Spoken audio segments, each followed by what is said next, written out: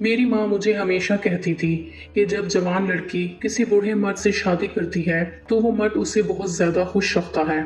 मैं मासूम थी, समझती थी कि शायद वो उसकी हर जरूरत पूरी करता है, उसके लिए जोड़े और जेवर लेकर आता है, इसलिए वो लड़की खुश रहती थी। लेकिन मुझे नहीं पता था कि मेरी माँ की बात का मतलब क्या था। लेकिन अब जब वो शख्स मेरे सामने बैठा था तो मैं यही सोच रही थी कि शायद पता चल ही जाएगा कि एक बूढ़ा मर्द किस तरह एक औरत को जवान रखता है और अपने से कम उम्र औरत को कैसे अपने हाथ का छाला बनाकर रखता है। क्योंकि अम्मा तो कहती थी उन्होंने दादा की मिसाल देखी थी जो बिल्कुल बूढ़े और बिस्तर पर पड़े थे, लेकिन बीवी के मर जाने के बाद उन्होंने एक जवान लड़की से शादी कर ली और एक महीने के अंदर ही वो ऐसे सेहतयाब हुए कि जैसे कोई जवान लड़का होता है। सारे घर के काम करने लगे और खेतों में जाकर भी काम करते थे। मेरी जिंदगी में बहुत बड़ा दुख गुजरा था, लेकिन अभी मैं इस हवाले से खुश थी कि मेरी अपनी जिंदगी की एक नई शुरुआत होने लगी है।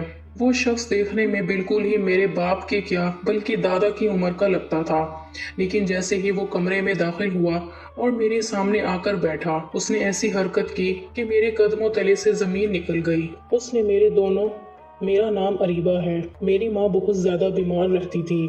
मेरा बाप इस दुनिया में नहीं था।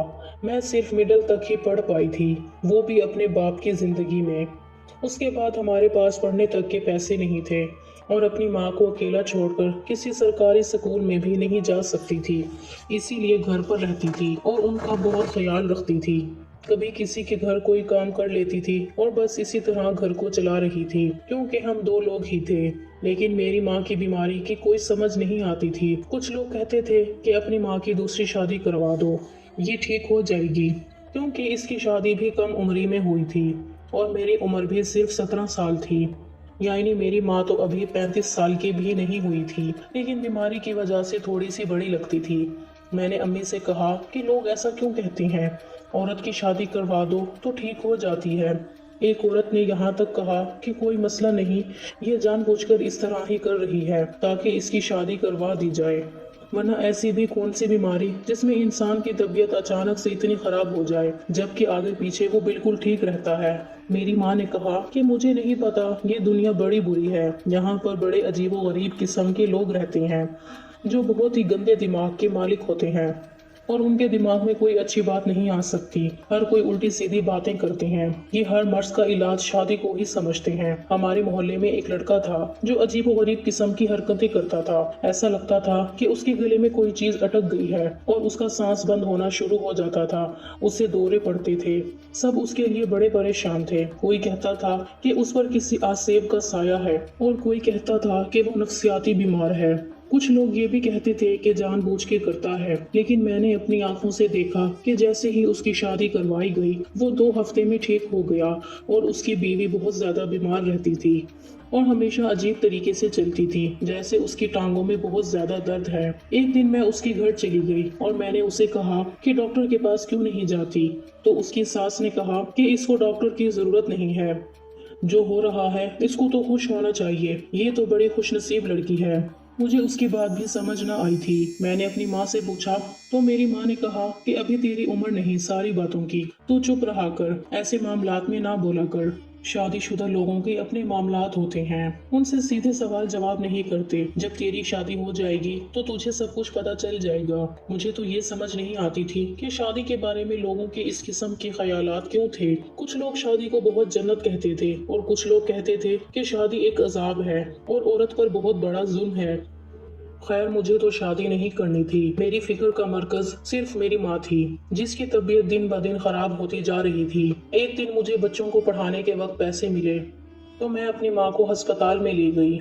उन लोगों ने कहा कि आपकी माँ को बहुत जानलेवा बीमारी है, कोई पता नहीं कि कब इनकी जिंदगी खतरे में पड़ जाए।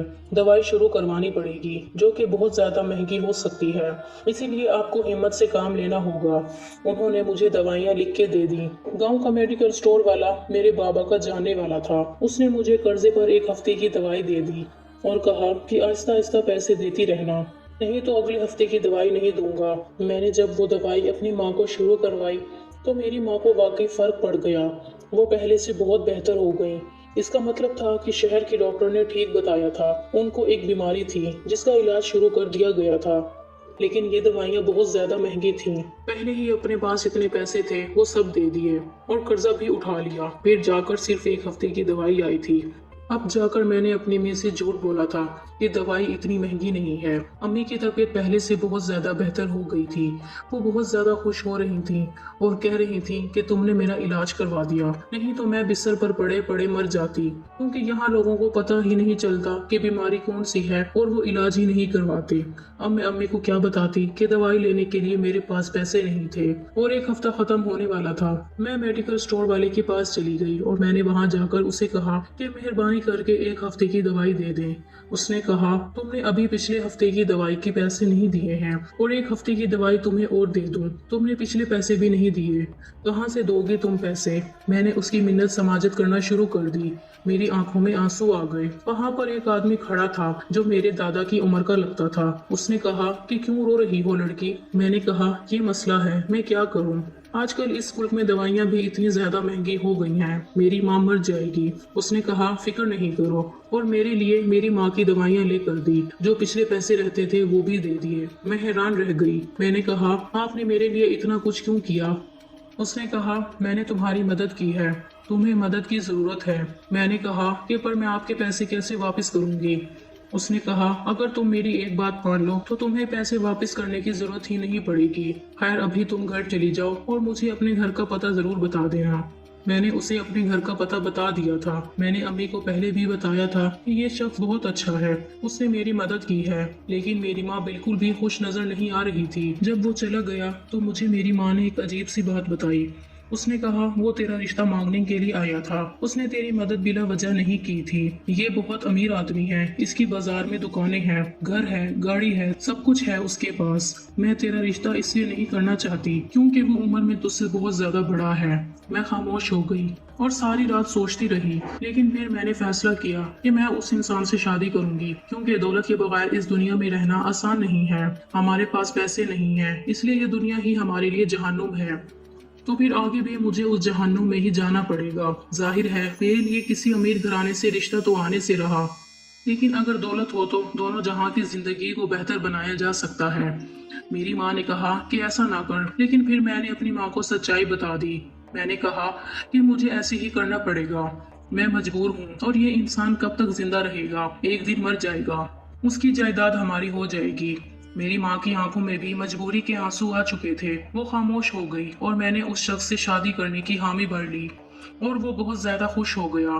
उसने कहा कि तुम मुझे पहली नजर में ही बहुत अच्छी लगी, तुम बहुत खूबसूरत हो। उसने शादी के तमाम इंतजामात पूरे किए, लेकिन शादी बिल्कुल भी धूमधाम से ना हुई।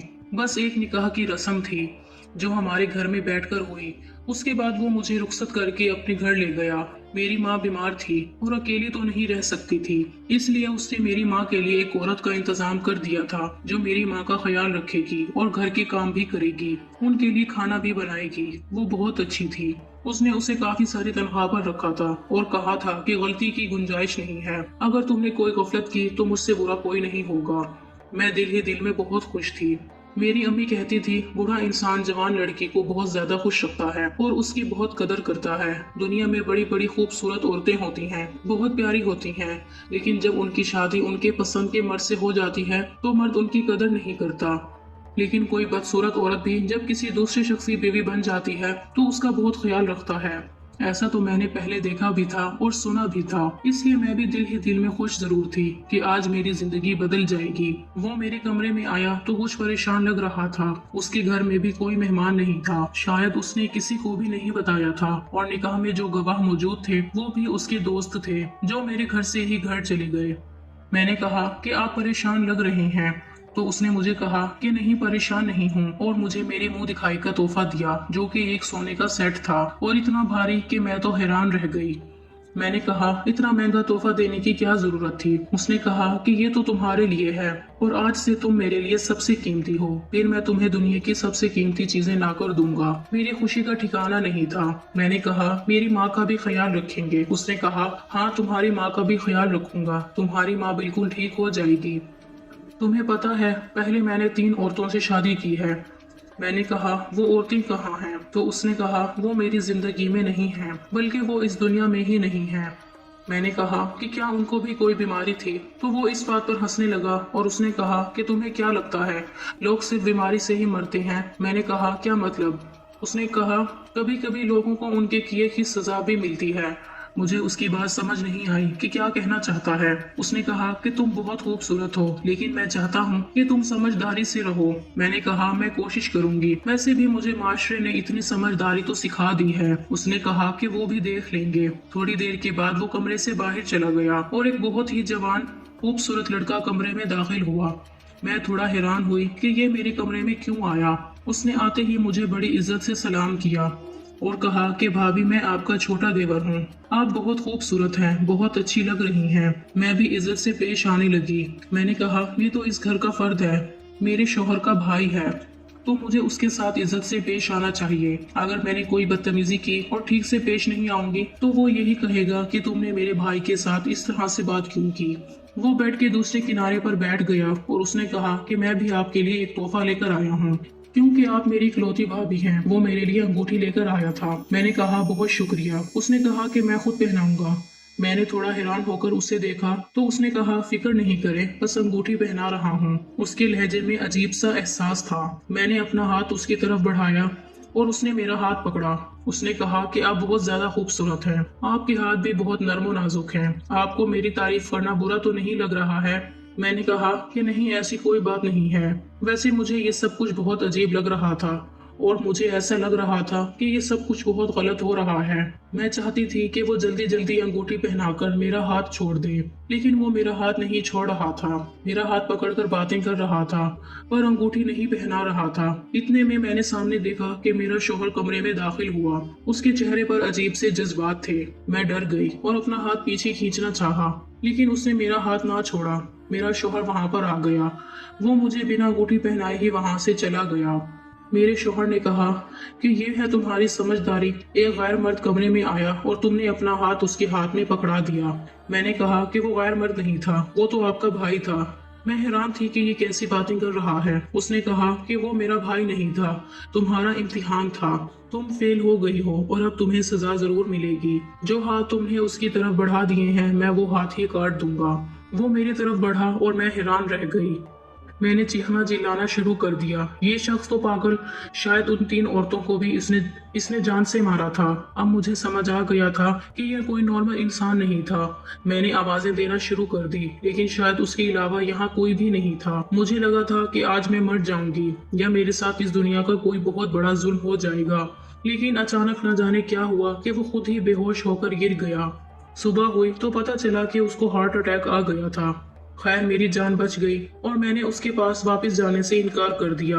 उसने हक महर में कुछ पैसे लिखवाए थे जो उसे मुझे देने पड़े। पुलिस ने जब तहकीकात की तो पता चला कि उसने अपनी दोनों बीवियों को भी जान से मार दिया था। उसकी पहली बीवी जिंदा थी जो उसे छोड़ के जा चुकी थी। जब उसके निकाह में थी तो उसने किसी और शख्स के साथ चक्कर चलाया था, इसलिए शायद उसके दिमाग में ये बात थी कि औरतें बेवफा होती हैं। शायद मेरे साथ भी यही सब कुछ होता। मियाँ बीवी का रिश्ता तो एक दूसरे पर भरोसे करने का रिश्ता है। मेरी माँ ने अल्लाह का शुक्र अदा किया कि मेरी जान बच गई। जो पैसे मेरे हिस्से में आए मैंने उनसे अपने घर के एक कमरे में छोटी सी करियाने की दुकान बना ली है और उसे दुकान से हमारा घर भी चलता है और मेरी माँ का इलाज भी हो रहा है। अल्लाह का शुक्र है जिसने मुझे बचा लिया। अभी भी सोचती हूँ तो डर जाती हूँ कि अगर वहाँ से निकल नहीं पाती तो मेरे साथ क्या होता।